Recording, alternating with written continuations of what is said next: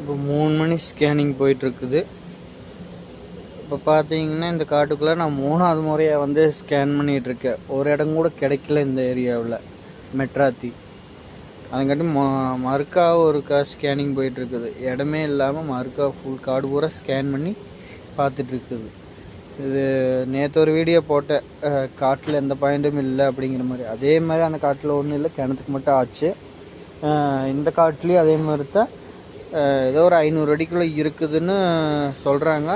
இவரும் பார்ப்பார், ஜோசியம் பார்ப்பார், எல்லாம் பார்ப்பார். இவரே தான் பார்த்து இந்த ஒரு இடம் ஒன்று சூஸ் பண்ணியிருக்காரு. இங்கே ஒரு புத்து இருக்குதுங்களா, இந்த புத்து நேரம் ஒரு பாயிண்ட் ஒன்று இருக்குதுன்னு சொல்லியிருக்காரு.